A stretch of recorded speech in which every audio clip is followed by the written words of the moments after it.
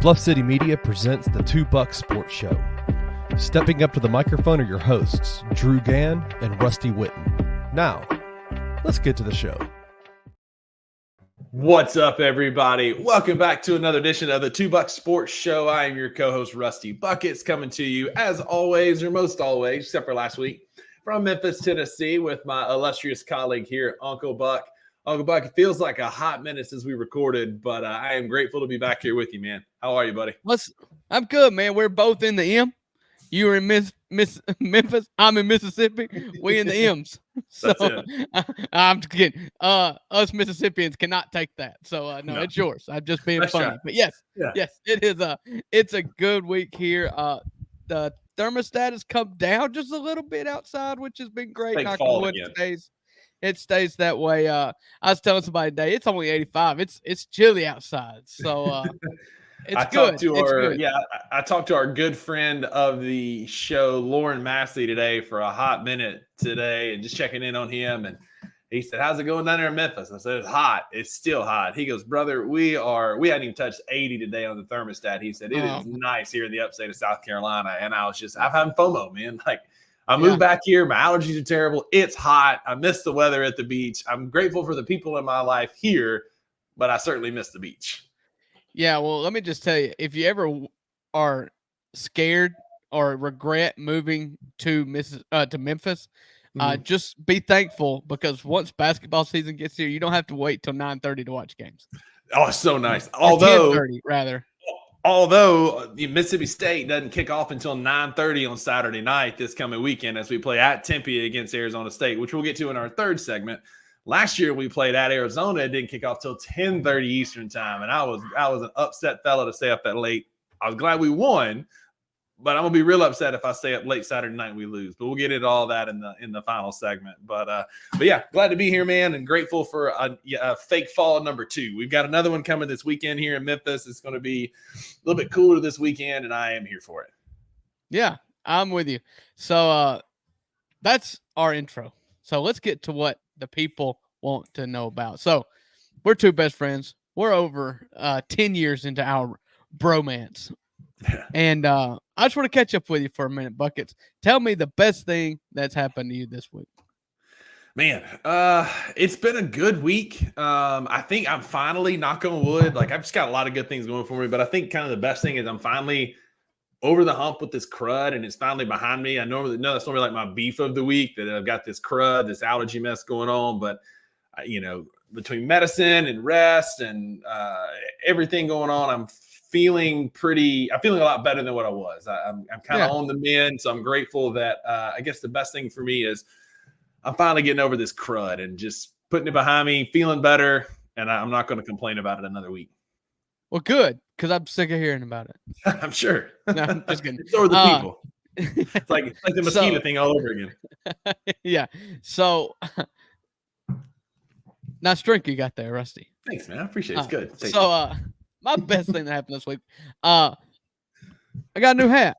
This is the Mississippi Braves hat. This is my boys' 8U travel ball team that kicked off Saturday in the big city of Saltillo, Mississippi. Yeah. We went to Saltillo, came out with lots of confidence, left with very little confidence was left. But progress was made. We got beat 14-1 in the first game. We got beat 16-4 in the second game. Man. And we got beat 9-8 in the third game. And then we went home. Yeah. I mean, so it's like, okay, you ended on a good note. As good of a note as you can end on while going 0-3 and going home early. Exactly. The perk to going home early, got to watch the whole Ole Miss game in my recliner. So exactly right. I was really nervous about. Mm-hmm. Oh, yeah. Worried about the opponent or worried about missing the game? Well, I'm just going to say that going 0-3 wasn't the worst result ever. You could have been 0-4 that weekend. No, I'm just saying the tournament going 0-3 was not the worst thing that could happen. So, Ole Miss was not losing to Furman, not even slightly. No, so I saw ESPN FPI gave Ole Miss a 97% chance, and I wish I could have hammered the over on 97%. 97%. Yeah. He's 97% that it'd be over by halftime. Yeah, for real. So what's What's bugged you this week, Buckets? So this is very much a first world fat man problem, and I own that. Yeah. I'm a pudgy guy. Like, I'm built like he goes to the gym, but he also likes beer and cupcakes and eats a lot of pizza. Like, I know where I'm at on the spectrum here. A life is about balance. That's it. I work out at 5:30 in the morning. I drink a beer while I record a podcast. It's life. Balance. Life. Yeah. I work hard for my money. I do. Like, I run around Memphis. I oversee PT clinics. This week I'm filling in because I have several on vacation. So I work hard for my money. So when I spend my money, I like for it to be for good things and things that I want, Yes. things that live up to the hype. We have a local Mediterranean chain here in Memphis. I'm not going to call any names. It's very good. It's not local, but there's one in Tupelo. It's kind of around the Mid-South. Yeah.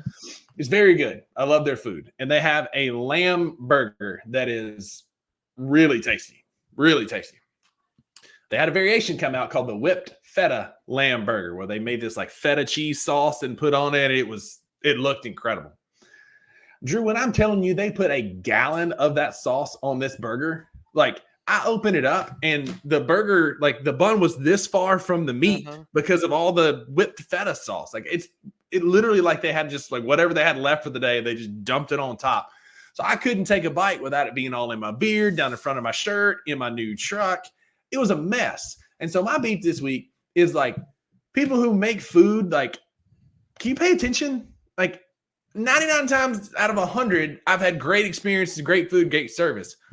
But this burger, I couldn't even enjoy because it was drowning in this feta sauce. It ruined the whole experience for me. And so my beef is that my dollar didn't go as far as I wanted it to for that burger this week. Yeah. So moving on. What? That's amazing. You kidding me? That's a gripe. You open up a burger and there's just sauce everywhere. It's a mess and you can't eat it. And then it doesn't taste as good as you would hope. What do you mean moving on, man? That's a common problem that plagues the pudgy man. If you really want to know what a problem for a pudgy man is, it's every time you eat a hamburger and the ketchup falls on your belly because it sticks out too far. How's that different than the beef that I literally just laid out? I said when I took a bite, I had feta sauce all in my beard and all over my seatbelt and my shirt, my belly, everywhere. Yeah. And when you're fluffy, you only get stains on your belly, and it is the worst look of all time. That or it's in your beard, because if you got a beard, it's going to get caught in there, and you're going to have feta sauce and ketchup I can wipe or it whatever. out of my beard. Well, I can just a simple motion takes care of this. When I get ketchup on a white shirt, my day's ruined. Well, my grandmother, Mimi, God bless her, my dad's mom, you can always tell what she's had throughout the day because she'll have a little breakfast here and a little lunch here and dinner over here, and you can just kind of track what she ate throughout the day. Yeah. Well, you done made me mad now thinking about stains on my belly. So I'm taking that as my beef because it also fits. It is actually made of beef, the things that we're talking about, and it gets on our clothes. So that's our best of beef of the week. We just take a few minutes every day just to catch up and just air out our grievances. So we'll get into some sports. What do you say? Yeah.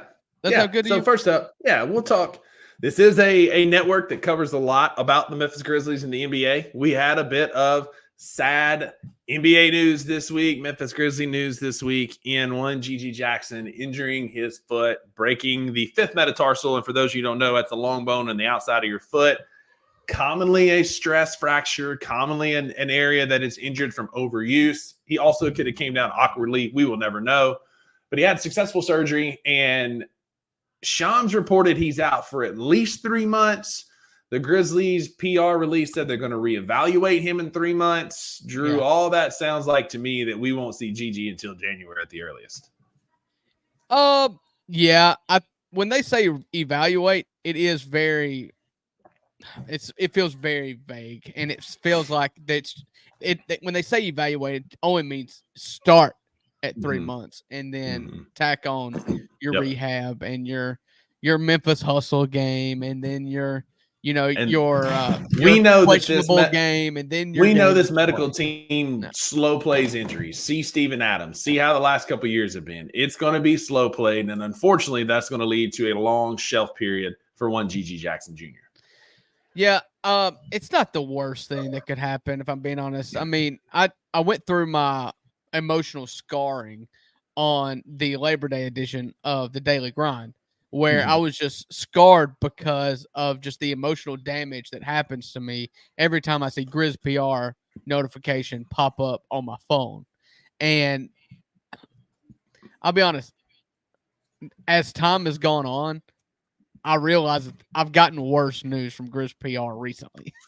Fair. Very fair. And so, and with it being a bone injury, you as the physical therapist can correct me if I'm wrong, but I'm less nervous about it lingering and extending on past as much as it would be like a torn muscle or a ligament that you just have to rest. I mean, you've got surgery in theory for a non-medical personnel, it is healed. Now you just like the problem is fixed. Now you just have to give it time to get up to strength. But there's yes not and no. Really. Okay. Yes and no. Like I said on Monday, like this is an injury. Yes, it depends on the mechanism of injury, right? If he hurt it falling or landing awkwardly, very likely this is a one and done thing, and he's gonna be healed and be fine. Typically, when you have stress fractures like this, they do appear more often. The fact that they pinned it is going to help with the healing process. You're right. 9 times out of 10, it's better to break it than sprain it. But if this was a true stress fracture, then that is a little bit of cause for concern. But for me, it doesn't. This kind of leads into my first question that I had about this for our discussion. Like, it doesn't move the needle a ton for me about this season. And that's not to say that Gigi's not going to have a prominent role in this team, because he absolutely will. But this doesn't mean that we're going to only win 50 games now or 48 games now because we lost Gigi. Gigi's role was the 7th or 8th guy off the bench. We're not talking about a starter like a Jaren or a Ja or a Dez. We're talking about somebody that's going to be a secondary contributor. Now, there is a real world that by the end of the year, he's a top performer, one of the best players on our team, and we're vital to our success. And he'll play a big role in that off the bench. But right now, sitting here on September the 5th, it doesn't move the needle for me and make me go, "Oh man, we're in trouble now." Like, yeah. And that's a first world problem. Like I said earlier, in that we're very talented and deep. That a vital bench player for us went down, but it doesn't move the needle for me as far as wins and losses. Yeah. So I was always in the offseason, I was kind of pumping the brakes on Gigi a little bit because everybody's talking about how he's untouchable, and I do believe that he's untouchable, but I don't believe that he's going to be the 4th best player on this team this year. Right. I do believe that he's a bench player, like you said, 7th or 8th guy at best off the bench. His production last year, he was amazing last year, but he was amazing on a team that did not have any players on it. Right. He was not asked to play a role. He was the guy. He was the bucket getter, and that's just not the role that he was going to play this season. And so I think the biggest risk to Gigi is just the lack of an offseason, of a training camp to adapt to that. Because you saw even in Summer League, he wasn't efficient, and he was taking a lot of shots again. And it's just not the role that he's going to play this year for this team. And so the biggest detriment to him is just not having that offseason. And once an 82-game season starts, you don't get a lot of just practice days. You get a lot of rest days. You get a lot of shoot-arounds.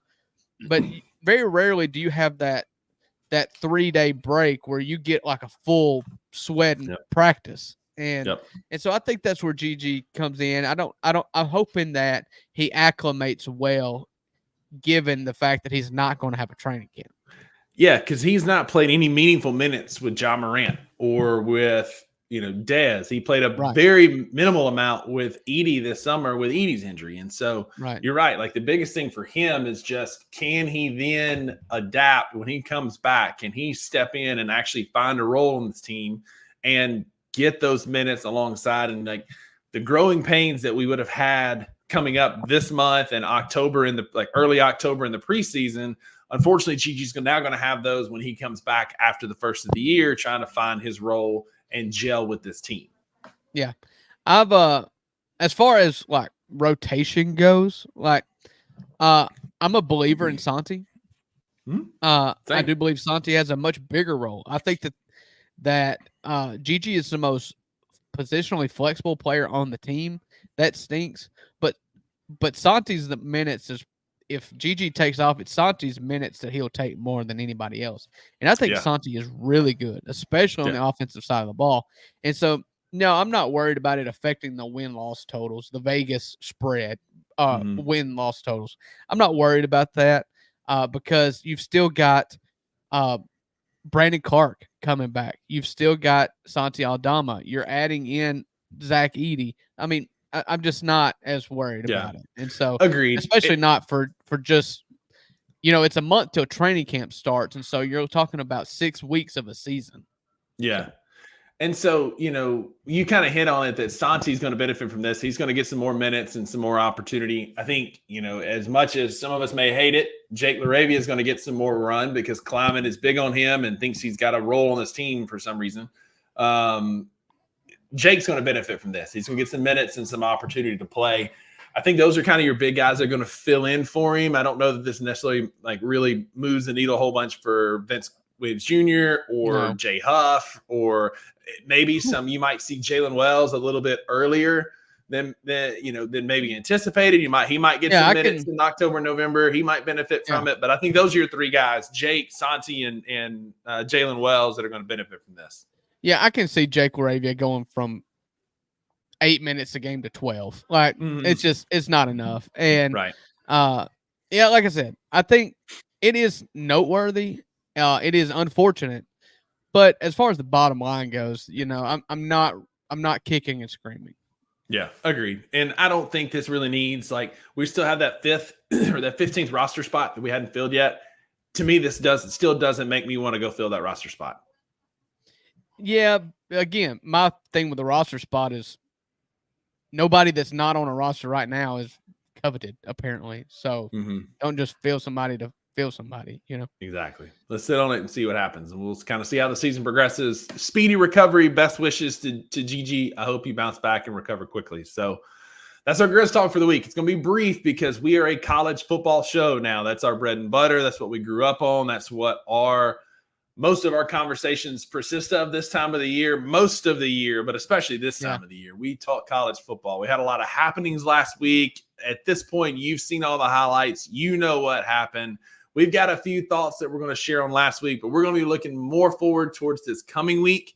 There's some decent games this weekend. We still have a lot of cupcake, tune-up, warm-up games, but there are some headliners that Drew and I are going to pick against the spread against and see who's going to come out this year. I think last year we finished in a dead even tie. And so this year we're going to see if we can't break it and come up with an actual winner of the $2 Sports Show against the spread. I thought I won it last year with the Egg Bowl. I think we went into the Egg Bowl. I think you did. We went in the Egg Bowl tied and you won it because of the Egg Bowl. You had a massive comeback the last couple of weeks of the season. Because I was like, I was awful. And then all of a sudden, I had 3 weeks in a row where I went 5-0 or 7-0 and I caught you. And then I lost because of the freaking Egg Bowl. That's right. Yeah.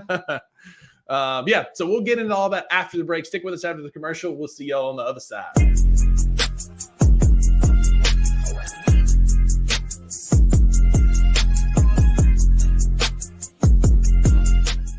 I've seen some videos. I know they had it at AAC Media Day. Seth played Commissioner Pernetti. You didn't jump on the sticks there? Yeah, I have not partaked in it. I've warned our players, hey, once it gets to midnight, shut the damn thing off and get some sleep. I will tell you, it is difficult to shut that thing off. It's a great game. I don't know if you've seen your ratings or anything, kept up with it. They've got every uniform possible. We're the highest rated G5, so they think very highly. It's one of my favorite games, so I had to get a new system for it. I've created a dynasty, but defense is impossible.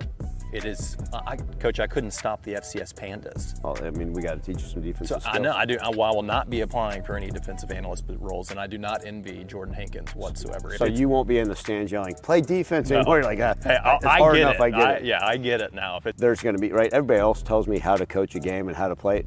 Now it's twofold. Right now, everybody's, you should have run the, what about the smash pattern on 3rd and 6, Coach? What do you think? I'm like, oh boy, now everybody's going to have answers, and I can't wait. And you got to send over your college football 25 resume before you can give any sort of advice to Coach on what they need to be doing.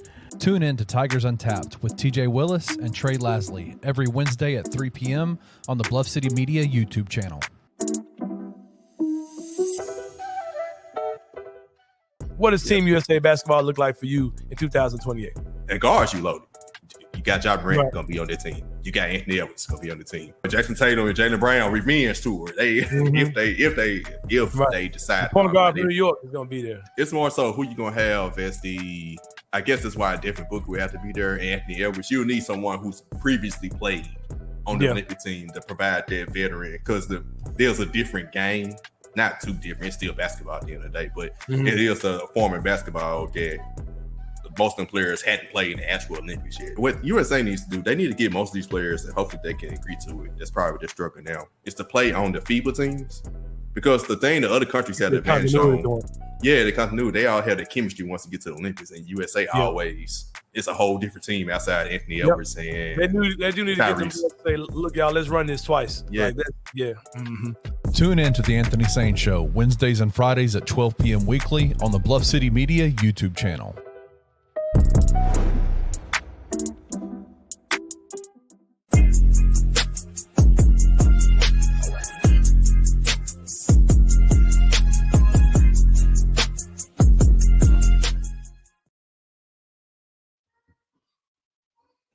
Welcome back to the $2 Sports Show. All you nerds who think Christmas or these other times of year are the best, you're wrong. We love Christmas. We're pro Christmas on this show, but we're more pro college football. And college football came back with a bang this weekend. We had a huge kickoff, complete with another upset of Florida State. I heard that DJ Ugalele was applying for a CDL because he knows that his college football career is on the downhill side. Dabo is still waiting for that name and likeness of Jesus to walk through those doors and fix his football team, because they looked awful against Georgia. Georgia looked every much the part of the stud team that we thought they were. Drew, I got a few questions for you. We're going to talk through to kind of get through last week. Tell me something that you changed your mind about in week one. This is going to be a recurring theme we do throughout the year. So what is something that you thought going into week one that you think differently about now? I thought that and you could tell, I picked Virginia Tech to win the ACC. I thought that the ACC was a conference full of just okay teams, and nobody was great. I think Miami, and I don't want to fall victim to the U, but I think Miami is going to absolutely run away with that conference. Cam Ward looked awesome. They went to Florida on opening day and waxed the absolute floor with them. I mean, just a clinic. They made Florida quit in the first week. And Florida fans, now they were terrible last year. They expected them not to be very good this year. But those fans are delusional enough to think in week one, like before anything even starts, they're like, yeah, we got a chance to be good. Yeah, let's go. And all we got to do is beat Miami. And we're rolling. 41-17 at home. And it wasn't competitive. It wasn't a competitive 17. Awful. They could not get to Cam Ward at all. He sat back there all day long. And maybe that's the reason why he looked so good. Yeah. But he sat back there all day long and tore them a new one. They did, man. It was never close. Never close. That's what I changed my mind about. I think Miami is going to run away with that conference. There you go. For me, now, these two offenses were abhorrent. Like, they were bad offenses. Neither of these teams are going to score a ton of points throughout the year. But that's a good thing, because Notre Dame's defense is legit. Their secondary is so fast and physical. But what impressed me the most is their linebacking core. So many times I've seen videos this week of their two inside linebackers, number 12 and number 41 and number 34. Their three linebackers just absolutely hat on hat, fitting blocks, meeting pulling guards. There's one video where he's number 12. He's their outside linebacker is 6'2", like 240. Texas A&M pulls their 6'6", 300-pound guard, and the 240-pound linebacker just stalemates him and then makes the play, puts him on his butt, a reverse pancake. And then everybody's seen the big video where the guy meets the pulling tight end in the hole and just stuffs him, and then they make the tackle. Notre Dame's defense is good, and with that cakewalk of a schedule, I was out on them last week. Drew, you had them in your top 12. I've changed my mind about Notre Dame with their cupcake schedule, and especially that defense. I think Notre Dame has a chance to run the table this year with that, given that schedule. Yeah, I made the comment last week. That's the reason I had them number 5. I didn't just have them in my top 12. I had them number 5. And it's based on 2 reasons. The media wants them to be number 5. I mean, just right. You can I mean, we're Memphis here. We think everybody's out to get us, but everybody unilaterally agrees that the media loves Notre Dame. They love the Golden Domers. They're a big brand. That's one. And 2, they played 3 ranked teams, preseason ranked teams. They're going to play 3 of them. One of them is A&M. They already beat them. The second one is USC. That game looks a little bit different now. Better. Looks better. The third one, you remember? Florida State. That's right. Yeah. Now unranked. The first team in history to go from preseason top 10 to unranked after week 1. Yeah. Yeah, I mean, unbelievable. They played in week 0, so but still, there. But unbelievable. Unbelievable. So, yeah, I mean, their schedule sets up in their favor. I think that USC game is going to be huge now after their performance against LSU. I'm excited to watch that. But next up, tell me the player. You watched a lot of games this weekend. Tell me the one player who impressed you the most. Listen, what the first name, and I don't even know his name. This is bad research, but the first player that popped up into my head, that receiver for USC who made clutch catch after clutch. I mean, I think he was number 10, if I'm not mistaken, right? Yeah, number 0, something like that. But he was amazing. And I'll honorable mention Cam Ward. I wasn't sure what to think about him either because he came from Washington State where that team wasn't very good last year. And, man, he was incredible for Miami. Now, we'll see what happens if he has to get off schedule. But he was amazing on the road in what was likely a very rough atmosphere for about 5 minutes of gameplay. Sure. It's Kyron Hudson is his name from USC. He's number 10. He had 5 catches for 83 yards. Just like every time they needed a big catch, he was there. Yeah, 100%. One-handed, getting drilled. That last catch he made on the last drive that had the targeting and put them in position to win that game. I think the next play, Woody Marks ran it in for a touchdown. Like, absolute stuff. I mean, stones on that dude. Yeah, for sure. I'm going to give you 2 as well. Since you gave me 2, I've got 2 for you. Both of mine are SEC quarterbacks. Number 1, Diego Pavea from Vanderbilt. Man, what a game he had against Virginia Tech. He was finished 12 for 16 with 190 yards. He had 26 carries for 104 yards, accounted for 3 touchdowns. QBR of 82. When was the last time you saw a Vanderbilt quarterback with a QBR above 50? Guy had some stones and marched him down the field to win that game and then to tie it up and then to send it to overtime and then win in overtime. Big shout out to Diego Pavea. He's a New Mexico State transfer to Vanderbilt. Had just big play after big play. And dude was fired up to be playing for Vanderbilt. And so massive shout out to Pavea for just stepping up and leading them to victory. I'm not calling you out, but Diego Pavia last year, close enough, or the last 2 years, played for New Mexico, if you remember. He is the Hugh Freeze killer. That's right. That's right. Yes, because he beat Auburn. It was New Mexico. Yes. Yeah. He beat Auburn. And so he was great. We're going to talk about that game in a little bit. We'll get in a little bit. I've got some words. Incredible. Who's your second? Incredible day. It's a homer pick, and I own that. But Pro Football Focus ranked their top 10 quarterback. Like they gave out their top 10 quarterbacks, and number 1 was Jackson Dart. I'm gonna give credit where credit's due. Jackson Dart. I was gonna bring it up. Had an amazing game. Amazing game. Like I'm giving credit where credit due. Jackson Dart had an amazing game. Blake Shapen was the number 4 quarterback in all of college football this past weekend. Massive game. Threw the ball on point all day. Hit Kevin Coleman, the Louisville transfer, with a one-handed grab that was just a catch of the season candidate already. Right. Had some amazing throws, had a big arm. Actually, and part of this, Drew, is because last year I had to watch so many 3-yard outs and bubble screens that my eyes crossed. We're actually throwing the ball 15, 20 yards down the field and completing them. It was unbelievable to watch. The only thing I'll say about Shapen is we've got to learn to slide, right? Got to learn to slide. He took a lot of big hits from Eastern Kentucky, and that's going to hurt you against A&M, Ole Miss, Georgia, Texas. We got a gauntlet to run, my brother. This ain't the Big 12. We hit people in the SEC. This ain't the Big 12. But I'll finish with this. Again, after watching Will Rogers average 3.3 yards a pass last year, the fact that he averaged 12.4, and I hear you, it's Eastern Kentucky. You don't have to say it. but he averaged 12.4 yards per pass on Saturday. Is a massive improvement for us. So call this our helmet sticker like they do in college football final. We'll come up with something cool, a cool name for it next week. This was an off-the-cuff segment, but my two are Diego and Blake Shapen. Let's go. Yeah, I didn't watch much of the Mississippi State game. I intended to, but they started 30 minutes before Ole Miss did, and because they were not on YouTube TV and you had to stream them, you had to like get out and get back in, and I'm just not doing that. So, and then by the time both games were uninteresting, I wanted to watch the A&M Notre Dame game. So, it was just a bad lineup for me to watch Mississippi State. But you can see what Levy does, though. Yes. I mean, we talked about last season. You just opined about how boring this Mississippi State team is. It was. And Levy is a guru. He is. He was under Art Briles.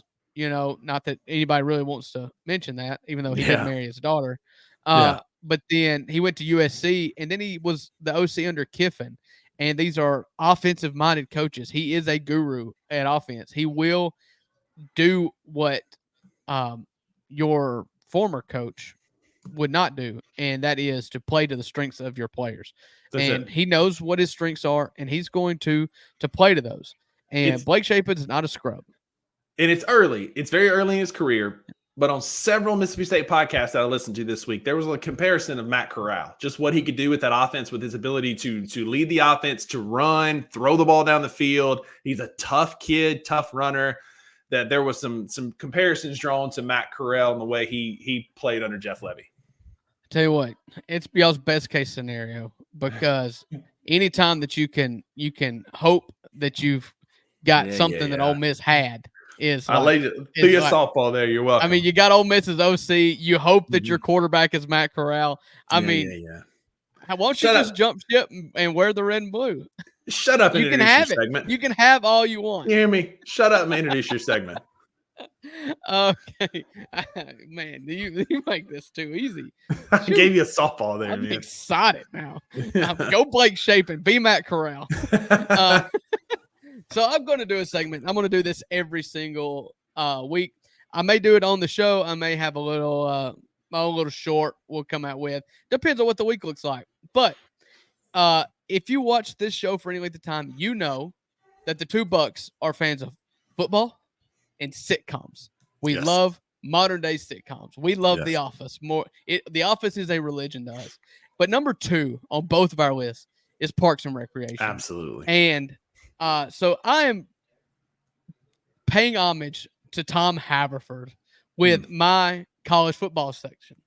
This is my dunzo list. If you make this list, we're dunzo. You want me to watch your game? No, we're dunzo. Like, we're over. I'm not talking about you anymore. So I have 3 teams that I am just absolutely over, dunzo with. And this is my list. So we'll start from the top. Florida, we talked about this. You go and you're like a 3-point underdog at home to an in-state rival. From an inferior conference. From an inferior conference. You wait all season for this. You've got an off season. You were terrible last year. Your coach is talking about getting fired. And you made mincemeat of the transfer portal, had an incredible portal class come in. You gave your fans a reason to get excited, but they're delusional anyways. They're going to get excited about bad teams. But you had every reason to amp up, go into the swamp, and just make a statement. And my goodness, what an egg was laid.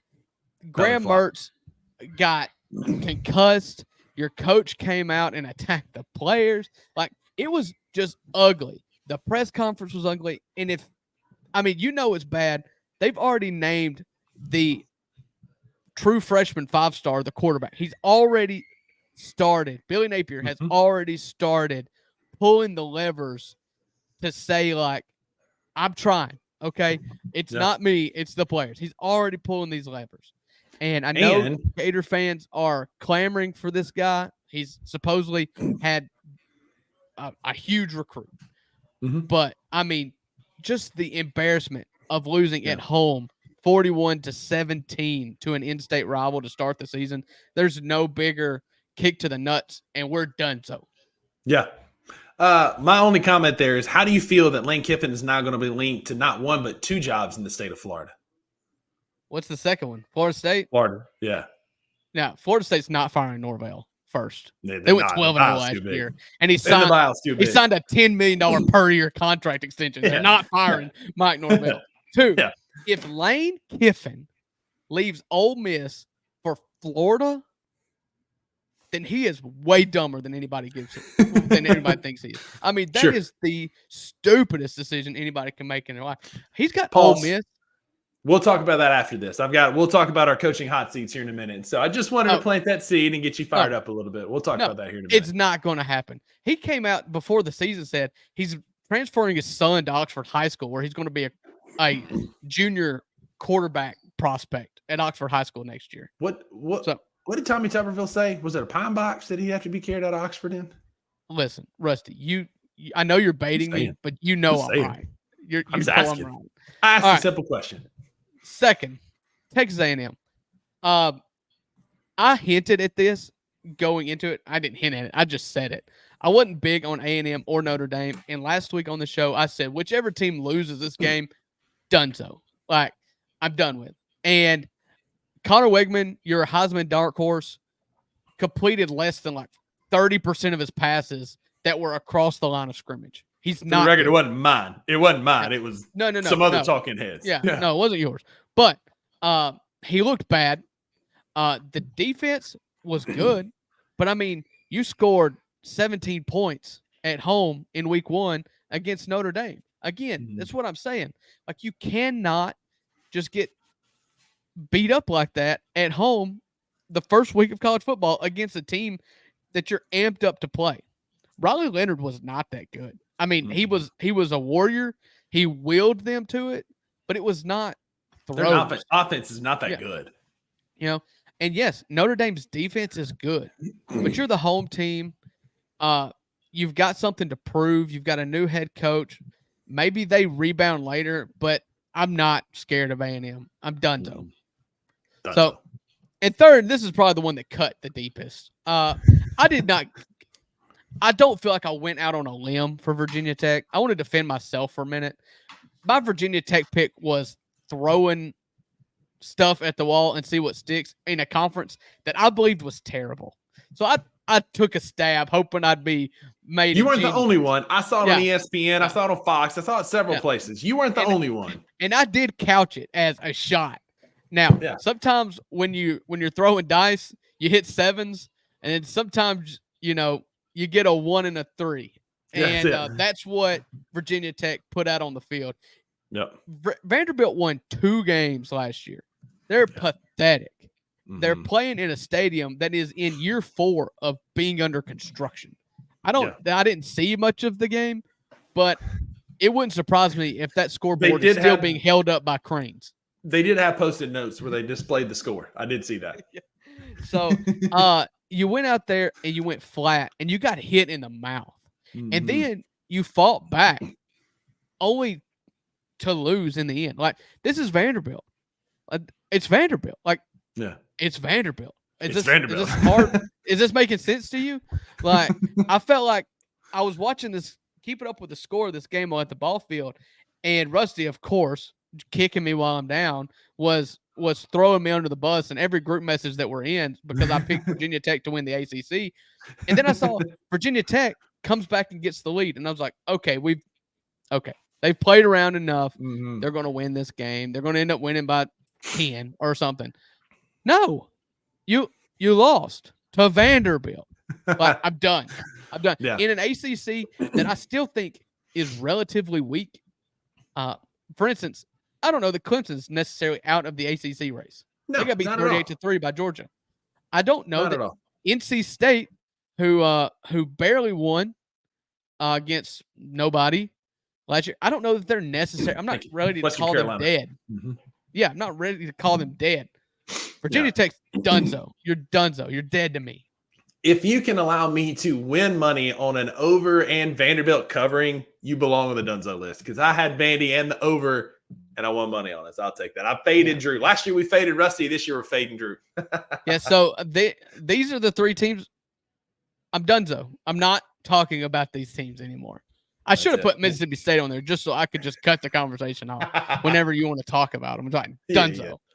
Yeah, so we'll update that every week. Drew, I do want to talk coaching hot seat. What is your one coach this week whose seat got warmer? You've kind of talked about Billy Napier, but is there a coach whose seat got warmer for you this week? Everybody wants to make the Norvell thing. It doesn't matter if Norvell loses to Memphis. He's not getting fired. His seat's not hot. Yeah, it's not going to happen. He went 12-0 last year. He was the worst snub in college football playoff history. He signed a $10 million per year contract. He's not getting fired. It's obvious to everybody. I mean, it's Billy Napier. He was the highest odds coach to get fired during the season this year, and that's the same. I mean, you got embarrassed at home to an in-state rival. The only thing that may be worse than losing a close game to I don't know, Jacksonville this weekend. State. They play Samford this weekend, who has historically played tough against SEC opponents. Mississippi State, they played Ole Miss tough. They've played Florida and Auburn tough in the past. If you lose this weekend at Samford, or even if it's close, I don't know that his seat cools off any. Another one for me, and I don't again, after week one, I don't really have any super hot takes, but watching the Brian Kelly meltdown after losing that game late to USC, they're going to sour on him if they don't rebound quick. They've lost 5 straight. Now, this is only his third, but they've lost 5 straight week one games openers. In big neutral site games that everybody wants to be a part of. They've lost 5 in a row. He's not handling it well, and they didn't look good doing it. Like they had the unsportsmanlike conduct penalties. They had the late targeting. It's stuff that's kind of plagued teams like that LSU's had before. It's just kind of senseless stuff that should be under wraps. Yeah. So you stole one of mine. Brian Kelly is absolutely, again, I don't know that they're going to fire him, but he's a weird dude. It's not going really well for them. He's not a fit in Baton Rouge. He's not a fit in Baton Rouge. He doesn't have Jaden Daniels. And Garrett Nussmeier played well, but that's not the same LSU defense that we've watched for the last forever. And it's just, he doesn't seem like a good fit. He has no ties to the South. And if there's an SEC coach this year, I think that gets canned, I think he could be one of them. Shane Beamer is another candidate for that after they struggled with ODU and barely pulled out a win. I was going to go, the other obvious one to me is Dabo. I feel like he's doing himself no favors out there in Clemson. I think that this whole NIL, we're still going to do it our way. It doesn't change, even though Georgia just kicked our face in. Like, it doesn't change. We're going to keep doing it our way. Is not really sitting well with the fans. That's the obvious one. I'm going to leave that one alone, and I'm going to go with Shane Beamer. I don't know if you saw the post-game interview after the ODU game, but as soon as he finished, his face, he was like, thank you. And he turned from the camera and just looked sour and just defeated. And like a guy who knows I just struggled with Old Dominion. Shout out to Keith Scott, our good friend who passed away. Was an ODU grad, and he would have loved every minute of that. Lord and I were texting about that. That's his hat over my left shoulder. For those of you who don't know, he's on every show with us. That's his hat up there that his wife gave me, and I keep one in my truck. But shout out to Keith looking down on us and looking down on ODU, almost pulling off the upset. But the Shane Beamer experiment, after a good first year and some good upsets, even last year, it just doesn't. It feels like that's starting to derail a little bit. Yeah, just a couple comments on your list. I'll start with Shane Beamer. I think that's an obvious coach that should be on the hot seat. Spencer Rattler apparently made South Carolina look a lot better than they actually were because that team is not going to be competitive. That team, after week one, hot take, they will be the 16th best team in the SEC this year. They have one good thing about them. They have a 5-star defensive end as a freshman who just wreaked absolute havoc. I'm sure you saw some of the videos. Kid's a stud, but otherwise, putrid. Yeah. It's not going to be good for them. Shane Beamer, also, there was allegations being made that he's going to be implicated in the sign stealing thing. Did you see this? I saw some rumors on Twitter earlier today. Where Michigan really needed Clemson and who was it? There was Clemson and Tennessee to lose Tennessee for playoff spots. And out of nowhere, they finished the season with wins against Tennessee and Clemson. And so it's like maybe they were the recipient of some cheat codes. And that's if they lose both those games, we're not talking about Shane Beamer right now as the coach of South Carolina because it's been wholly average at best. And so that team stinks. LSU, I do like Garrett Nussmeier, but to steal a Chris Vernon tweet, LSU looked like they are missing the 2nd, 6th, and 23rd picks of the NFL. You know, 100%. You've never worried about LSU restocking, especially at the wide receiver position. Yeah. But you lost two studs last year. That team's missing some studs, you know? Yeah. Harold Perkins and Savion Thomas can only do so much, and Garrett Nussmeier can only do so much. That team is just not good top to bottom. I can't remember the name of the receiver that caught every pass thrown by Nussmeier in the first half last week, but they didn't throw him the ball at all in the second half. He just was not a priority after being absolutely incredible for the first half. The guy, absolutely. So we'll give you those updates every week. That's going to be the beginning of our college football segment. Every week we're going to talk about things we're changing our mind about, players that we're watching, Drew's Dunzo list, and then our coaching hot seat meters. So we'll wrap this show up with our 2 things. We've got 2 segments left. One of my favorite things that we did last year is we picked against the spread, and that's what we talked about. We hinted at earlier. I made a roaring comeback towards the end of the year, only to be vanquished by my alma mater to lose in the last game of the year. So, Drew, I've got 5 games this week. I could have picked more, but there's way too many cupcake games this week. So our 5 games are as follows. We'll start with the first and the biggest one at 11 o'clock. Texas is a 7.5-point road favorite. These are from ESPN Bet as of Thursday, September the 5th. Texas is a 7.5-point road favorite at the Big House against Michigan. Who are you taking? Yeah, that's a big number at the Big House. And at first, I was a little nervous, but give me Texas. Give me 7.5. I'll take it.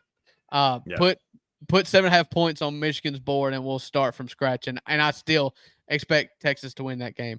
Michigan played Fresno State at home at the Big House, and they had total as a team had 269 yards of offense. That's putrid. Fresno State had 244. They outgained Fresno State by 55 yards at home in week 1. Yeah. They played 2 quarterbacks. One came in late. The guy that came in late, last name Orgy. So maybe if he gets in, they'll score. Exactly. And they tried to sell me as Donovan Edwards as this like super stud, dark horse Heisman running back, Blake Corum 2.0. Corum was so good for him last year. My guy had 11 carries for 27 yards, 2.5 yards per carry against Fresno State. I also am taking Texas. I've already put them there, the number 1 pick in my parlay. I've got a 7-leg parlay this weekend, and Texas hammering Michigan. They're going to beat the absolute crap out of Michigan at the Big House. Quinn Ewers is going to feast on that secondary. I don't think Michigan has a friggin' shot, man. It's not going to be pretty. I'm not going to go that far. I am. 7.5 scares me. I don't think Texas is going to lose, but 7.5 scares me. I wouldn't put a lot of money on it. This Texas is just better. 34-17. Yeah. I'm 34-17. Like, this game is not going to be close. Yeah. I wouldn't be surprised. Yeah. Next up, I'll pick this one first. We got Arkansas at Oklahoma State. Arkansas was one of a team that we were out on coming into the season. They looked bad towards the end of last year. Sam Pittman was a seat that was flaming hot, and then I think they just didn't know who they could get to backfill for him, so they kept him for another year. They play at Oklahoma State. Oklahoma State, the Cowboys are a 7.5-point home favorite. Arkansas hung 70 on nobody last weekend. But to score 70 is a massive uptick. And I don't know if you saw any of the highlights from the Central Florida game because I didn't get to watch it. But KJ Jefferson looked bad. Yeah. Fumbles, bad passes, a couple picks, bad. I don't think Arkansas goes to Stillwater and gets a win. But I'm taking Arkansas to lose by less than 7.5. I think that they will cover, but I don't think that they will win. I'm not taking them outright. Yeah, I'm with you on that, honestly. KJ Jefferson was bad, but I've never been a huge fan of KJ Jefferson. their quarterback Taylor Green was dynamic. The Boise So State good. transfer, he So was good. dynamic with his legs. And the thing about athletic quarterbacks, which is obvious, is they extend drives. You can always escape and get those critical first downs, which makes it hard in a game that I expect to be more or less competitive, but it makes it hard to separate. Now, what'll be interesting to see is in Stillwater is if he can throw the ball well enough to do it. But, against Arkansas Pine Bluff, which if you lined up Arkansas Pine Bluff and Eastern Kentucky probably wins by 40. Yeah. He was 16 of 23 for 229 and 2 touchdowns. Mhm. And so I think that Arkansas keeps it close. Ollie Gordon is still probably the best running back in football. He's so good. And Dynamic. so I just listen. There's something about Mike Gundy that I just don't trust in games, in big games. Like, I hate that we're matching up so much. It almost makes me want to take the Pokes. But my first inclination is what I'll stick with. And the reason I'm doing that, Oklahoma State gave up 20 to South Dakota State last weekend, which is not even one of the best. I mean, they're good, but they're not the best of the Dakota teams. And they gave up 20 at home. I think if Arkansas can hang 70 on Arkansas Pine Bluff, I think they have a real chance of keeping this one close. I think Oklahoma State wins. You're wrong about the Dakota teams, though. South Dakota State's won the FCA's championship the last 2 years over North Dakota State. Right, but who has more all time is North Dakota State. Again, do you put more points on the board if you're historically better? No, it's the team that you're playing right now. There's a St. Louis Cardinals reference in there, but I'm gonna leave it alone. Anyway, moving right along. Our next game. Talking about my favorite team that sucks. Yeah. The St. Louis Cardinals and the new Atlanta Braves. Remember all them World Series we won back in the day? Anyway, next up, we have got South Carolina playing at Kentucky. We just talked about how bad South Carolina was. Drew, I don't know if you watched it or not, but Kentucky didn't exactly look great against Southern Miss. And that's odd to say because they were up 31-0 when the lightning delay happened. They canceled the game, but they were struggling against the Mustard Buzzards, our little brother on the southern part of the state. So any needle movement there? What do you think? South Carolina or Kentucky, who's a 10-point home favorite? It's Kentucky. I just went on record saying that South Carolina was going to be the 16th best team in the SEC this year. They're playing on the road against Kentucky. At the road. Brock Vandegrift, the Georgia transfer, he's got all the talent in the world. To my knowledge, it's like the first live football game he's played. And so there was some rust there. There was also the game started with like a 3-hour weather delay, and then they came out and played a half and then canceled it. And he still, went 12 for 18, 169, 3 touchdowns and a pick. I mean, not great, but listen, this South Carolina team, they're terrible. Yeah. Again, this is where we're at. We're scraping the bottom of the barrel for our first week of picks here, but I'm taking Kentucky as well. South Carolina's a bad football team. Next up, we have a neutral site game. We have Tennessee playing at North Carolina State in Charlotte. Tennessee is an 8-point favorite, technically as the road team. I am high on Nico, their quarterback.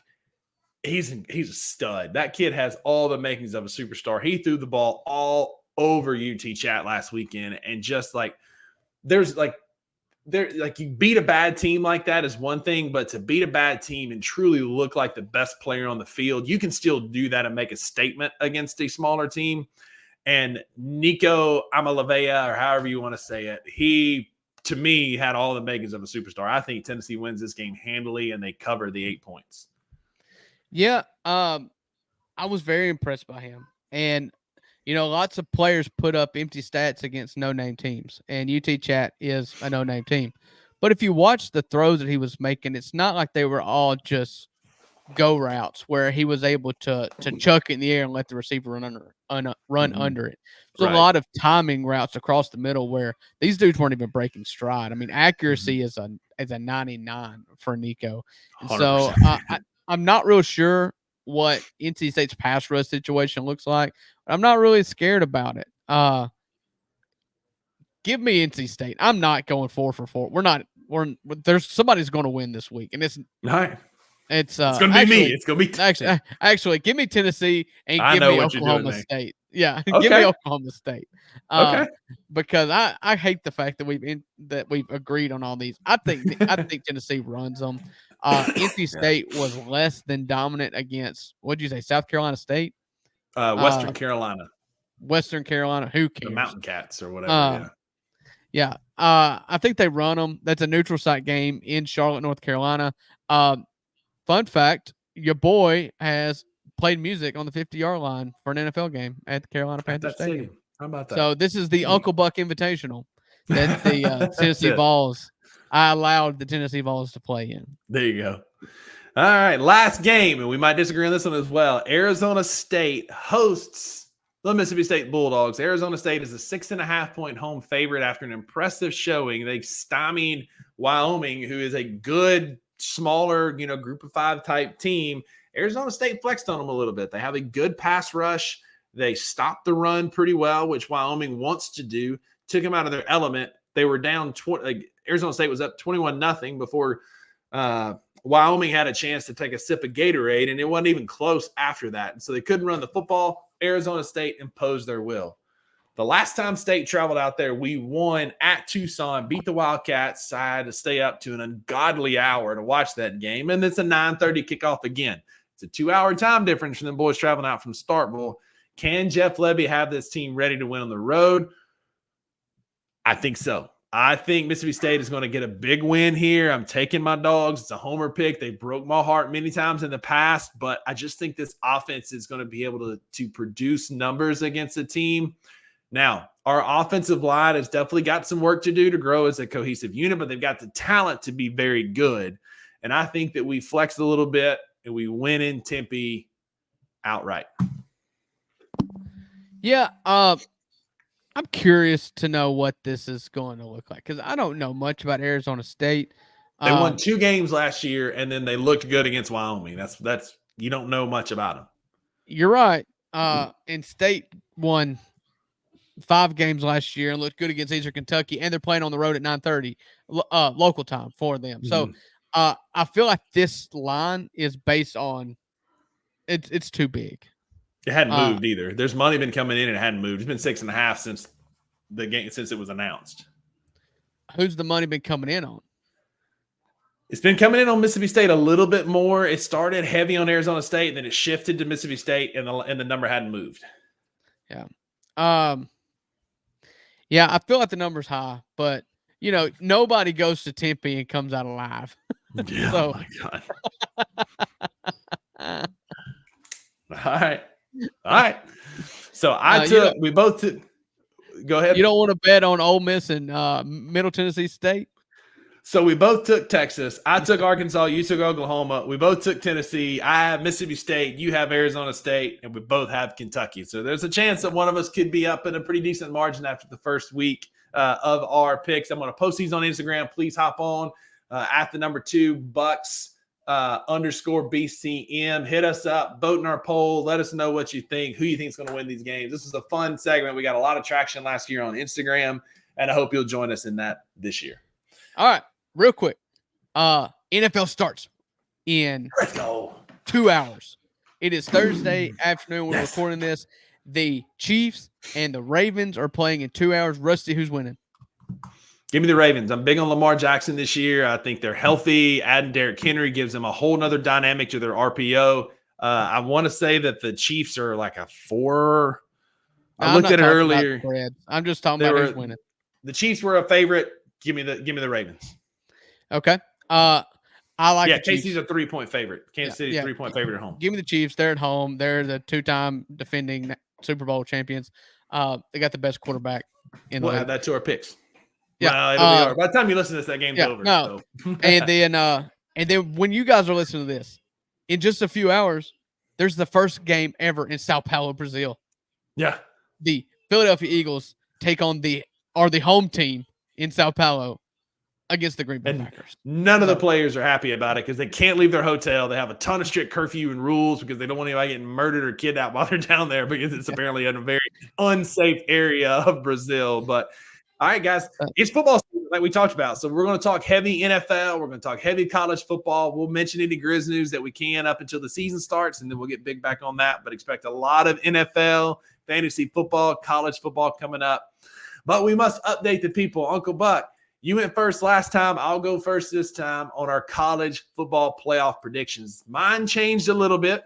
I added a couple players in, or a couple teams in, removed a couple. Mine looks a little bit different than last week. So I'll go first, and I'll put it up on the screen. You're welcome for not having to look at this anymore. I still have Georgia number 1, Ohio State number 2, Utah number 3. That didn't change. I'm with Drew. I call it recency bias, call it a bad conference that somebody has to win. Miami is my ACC champion. Again, they could very easily do that with 2 losses, but Miami has shown me that they can win the ACC based on what I've seen from everybody else. I've got Memphis and Texas still in the 12-5. That didn't change. Looky here who entered my top 12. I have Ole Miss at 9, still coming in playing Missouri, but I added them in this week because, I mean, you put 73 points on people and Jackson Dart throw the ball all over the yard. I'll give credit where credit's due. 76. Yeah, exactly.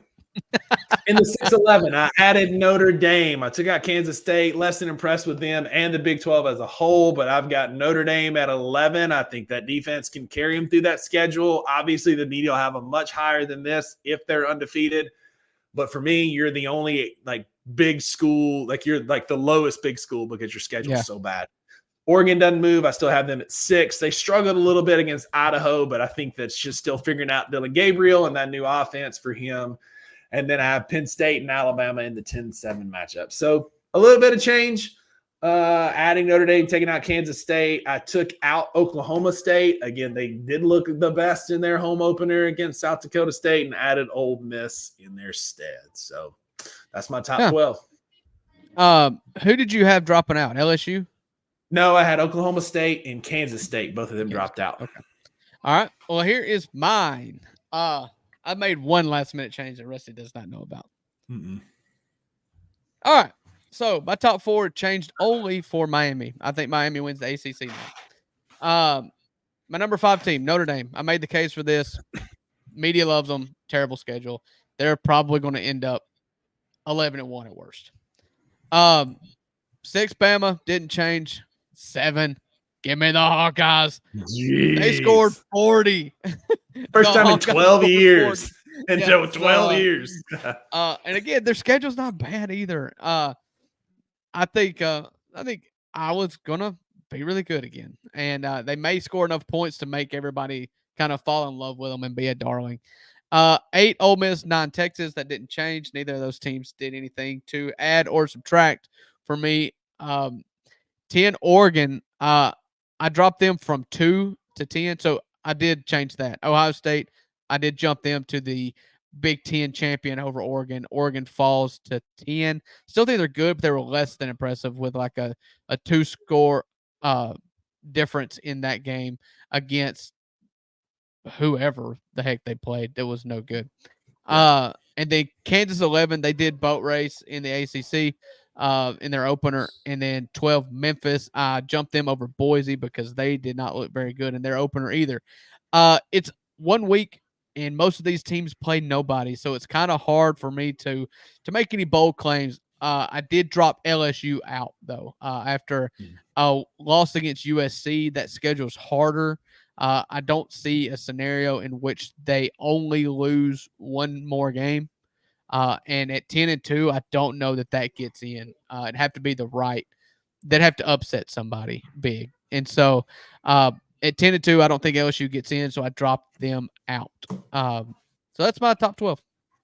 Yeah, I mean, we're pretty chalk on both of those as we get them started. These will get updated week after week after week. Stay with us. Tell us where you disagree in the comments down there. We'd love to tell you where you're wrong because clearly we're right in our top 12. So appreciate y'all being here. If y'all still here at the hour 5, you're welcome. This is a shorter show. Normally we're pushing an hour and a half and trying to figure out how to land the plane, but we're getting more efficient. I'll say that. All maybe facts, not better. No fluff.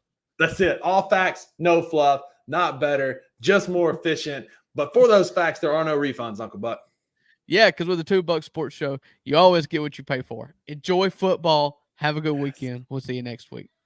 Thank you for listening to the $2 Sports Show. If you enjoyed this episode, leave a rating and a review wherever you download your podcasts. Also, like and subscribe to Bluff City Media's YouTube page. For comprehensive coverage of all things Memphis sports, head over to www.bluffcitymedia.co and find out how you can become an insider. We will see you back here next time.